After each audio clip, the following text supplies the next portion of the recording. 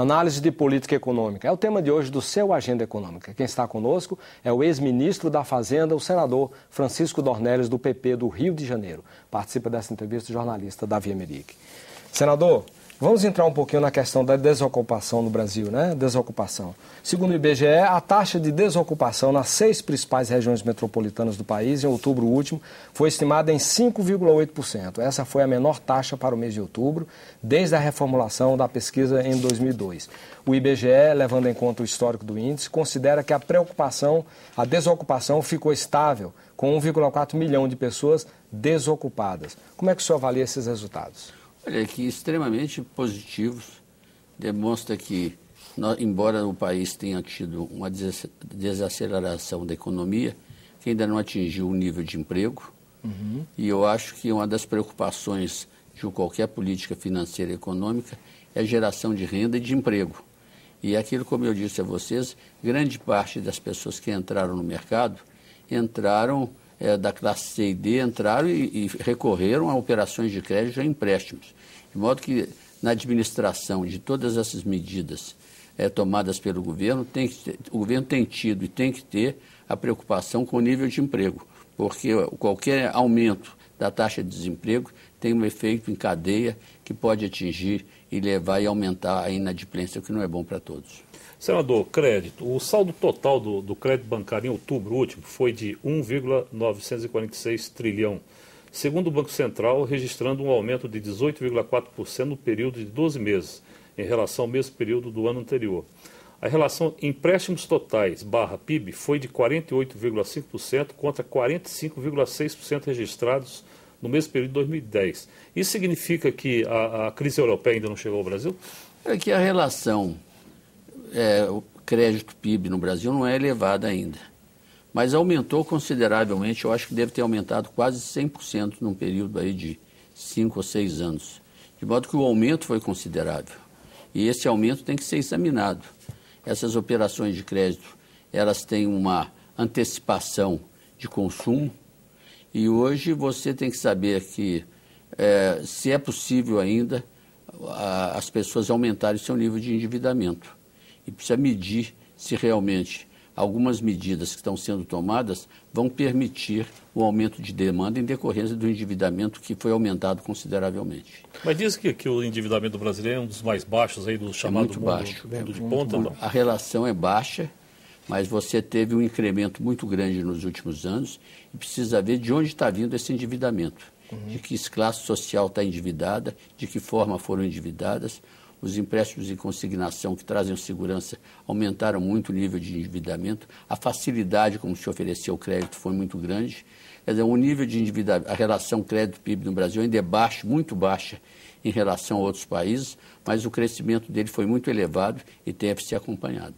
Os financiamentos habitacionais destinados à aquisição de construção de moradias se destacaram como a modalidade de crédito que apresentou o crescimento mais acentuado, atingindo um saldo de 189,6 bilhões de reais, ou 4,7% do PIB, em uma expansão de 46,9% no período de 12 meses até outubro. A título de comparação, a carteira de crédito rural cresceu somente 12,4%, quer dizer, 12,4% contra 46,9%. Quer dizer, que leitura o senhor faz desses números do crédito da habitação? Olha, aqui você verifica o seguinte, o setor rural do Brasil foi aquele que mais cresceu, não é isso? Aquele que obteve maiores recursos com endividamento pequeno. E você teve uma facilidade muito grande na área habitacional, o que é importante, porque a construção civil talvez seja o setor com maior potencialidade de geração de emprego e de emprego para pessoas não qualificadas, o que socialmente é um investimento extremamente justo. Investir em habitação, investir em infraestrutura é realmente um investimento da maior importância e que tem uma grande profundidade social. Agora, você tem que ver até que nível isso já foi, porque tem que ser medido, o governo tem que verificar a inadimplência nessa área imobiliária para não entrar em para não ser surpreendido com o grau de inadimplência além daquele indicado. Mas até agora, todas as indicações são que o grau de inadimplência está dentro do nível esperado. Falar um pouquinho do balanço comercial, que é um assunto que o senhor gosta muito. nós também. Não se pode mais imaginar, talvez numa conjuntura atual de crise europeia, dificuldade de recuperação dos Estados Unidos, que a gente possa ter aqueles superávites maravilhosos que tivemos de 40 bilhões de dólares há alguns anos atrás, ou mesmo chegar a 25, 30 bilhões. Quer dizer, como é que o senhor analisa as perspectivas da balança comercial, já faltando praticamente, estamos com um ano praticamente encerrado? Olha que os resultados até agora são muito positivos, né? Nós vamos ter um superávit comercial até uns 25 bilhões, o que ficou muito além daquilo que se esperava. Agora, a parte comercial, nós estamos muito apoiados nas commodities, né? Uhum. A percentual das commodities na pauta de exportação do Brasil está aumentando muito em relação à situação, aos nossos produtos industriais. Agora, nossas commodities estão dirigidas principalmente à China, um peso grande. Qualquer desaquecimento da China pode atingir o problema das commodities.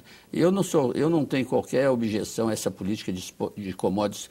Você tem que exportar tudo. Uhum. De modo que muitas vezes no passado, por que a Vale estava exportando minério e não fazia siderurgia? Tem que exportar tudo. Exportar minério, exportar carne. O que puder ser exportado, tem que exportar e não deve haver a diferença entre primário e industrializados. Mas você tem que ter consciência que os produtos primários, as commodities, elas têm uma oscilação de preço muito maior, têm uma volatilidade muito grande.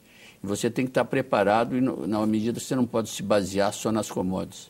Além disso, nós pegamos uma infraestrutura, nós fizemos um esforço muito grande nos últimos anos para consolidar a nossa exportação de manufaturados no nosso mercado. E isso tem que ser mantido. E um dos problemas que você verifica no nosso comércio exterior, ele tem tido um aspecto positivo porque você está exportando para o mundo todo. Você exporta a exportação para a África, em decorrência dessa política de entrada sul-sul. Nos últimos anos, você hoje exporta, a nossa exportação para a África cresceu muito esse ano. Estamos exportando para o Oriente Médio, estamos exportando para todo mundo, para a Ásia, as exportações não deixando de exportar para os Estados Unidos. Agora, nós estamos exportando a grande parcela de industrializados que nós estamos exportando é para o Mercosul e países da América do Sul. Uhum. E esses países dependem hoje muito do Brasil, porque também o nosso hoje é um mercado grande para eles. De modo que é uma interrogação sobre o que vai ocorrer no nosso comércio exterior em relação a esses países. E tem que olhar também para a situação da nossa exportação de commodities, cujos preços podem oscilar grande. Mas aí a China é determinante nisso. Eu digo que a China volta a ser determinante.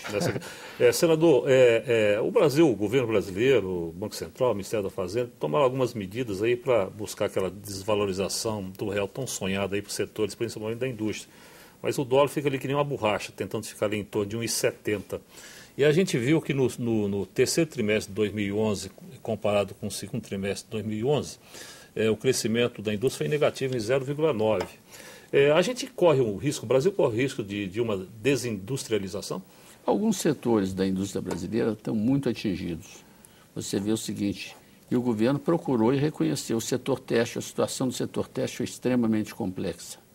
Você se não tem que merecer uma atenção muito especial, têxtil, confecções, calçados, brinquedos, entre uns exemplos, eles estão setores muito atingidos, muito ameaçados pela competição externa, e eu acho que em alguns setores você pode correr o risco de ter um quadro bastante complexo para a indústria brasileira.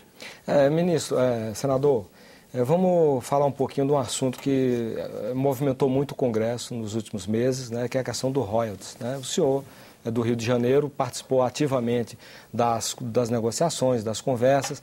Eu lhe perguntaria o seguinte, essa grande divergência entre os estados chamados produtores e os demais estados na divisão do royalties, da exploração do petróleo e da camada de pré-sal, isso arranhou o princípio da federação?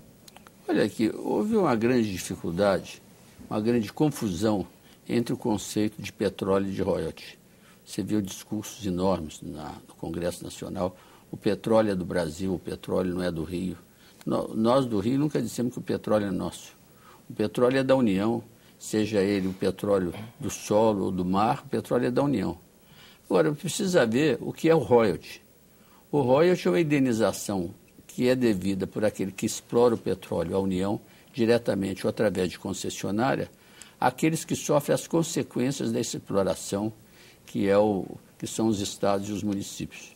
De modo que você não é possível, dentro do quadro de definição de royalties ou remuneração, indenização pela exploração do petróleo, você pagar o royalty ou a participação especial, que não deixa de ser uma remuneração pela exploração do petróleo, a estados que nada tem que ver, que não sofrem a indenização. Se houver um problema, vamos dizer, de ambiental com o petróleo ali da Bacia de Campos, isso não vai ter consequência em Mato Grosso, nem vai ter consequência no norte do país. Vai ter consequência naqueles estados e municípios que sofrem e que estão perto das Como está vendo agora, esse acidente agora, né? Então você vê o seguinte, agora tudo isso foi consequência da mudança toda essa confusão federativa foi consequência da mudança do marco exploratório do petróleo. Nós tínhamos aqui um sistema de concessão que funcionou maravilhosamente, que aumentou a produção, que praticamente fortaleceu a Petrobras. E você, como é o sistema da concessão? A empresa participava de uma licitação, pagava um bônus de assinatura, depois, pela exploração, pagava royalty de participação especial a estados e também, por um erro da Constituição, mas pagava a União. E a União não tinha que receber royalty nenhuma. Quando você mudou o sistema de partilha, a partilha teve dois objetivos. Primeiro, praticamente, centralizar na União a remuneração da exploração do petróleo. Ela acabou com a participação especial que era devida aos estados e a participação especial no regime de partilha é lucro excedente que vai para a União. Segundo lugar, ela tentou, eu diria, quase reestatizar a exploração do petróleo, porque no regime de concessão, você, no momento que desejava explorar um campo, você fazia uma licitação. Quem desse mais, levava. No regime de partilha, você praticamente, quando você faz essa licitação, não existe entrada em dinheiro. Existe com aquele que der mais petróleo à União, que participa, que fornecer da exploração maior quantidade de petróleo à União. Então, isso daqui ainda se estabeleceu no regime de partilha, que se você tivesse a concessão, fizesse o leilão, a Petrobras certamente não teria condições de ganhar todos os campos. Então, se estabeleceu o regime de partilha em que qualquer companhia pode participar daquela exploração, daquele campo, através da entrega à União de uma quantidade de petróleo, mas que a Petrobras tem que ter 30% de cada uma. Então, todas essas dificuldades foram apresentadas no momento da mudança do sistema de concessão para partilha, e você criou também o sistema que a partilha era o Eldorado, que o pré-sal, o sistema de partilha, segurança à ia União. Dar dinheiro para todo mundo, ia sobrar dinheiro. Então, criou uma expectativa de, tem que dar dinheiro para todo mundo. Quando, na realidade, o que se chegou? Se ignorou completamente o pré-sal, se ignorou completamente todos aqueles campos que vierem a ser explorados pela partilha, porque está tudo parado. E você queria repartir para estados e municípios não produtores o resultado de campos já licitados e explorados sob o regime de concessão. Eles queriam tirar do Rio de Janeiro aquilo que já fazia parte do seu patrimônio. E praticamente você iria e pode inviabilizar o Rio se for mantido esse projeto aprovado no Senado. Quer dizer, o que o senhor acha, a rigor, é que a regra que prevalecia nos poços que já estão sendo explorados tem que prevalecer. Agora, daí para frente, o senhor aceita que haja mudanças, é isso? Eu acho o seguinte, o que já foi licitado não se pode mexer. Agora, futuramente, em relação ao pré-sal, você podia realmente mudar essas regras, mas da seguinte forma... Inclusive o sistema para a partilha? Não, a partilha hoje já foi estabelecido em lei. Em lei. E eu acredito que você não possa... Não pode mais retroceder. Eu acho difícil que o governo queira... Não dá para abrir essa discussão agora. Que o governo queira reconhecer que fez um grande erro, talvez um dos maiores erros de política, eu diria, econômica, financeira, energética, que ele vai paralisar o investimento na área. Agora, eu acho o seguinte, no futuro, você pode estabelecer regras em que a União conceda uma parcela dos seus recursos para estados não produtores, porque eles, pelo conceito de royalty, não têm esse direito. E a agenda econômica fica por aqui.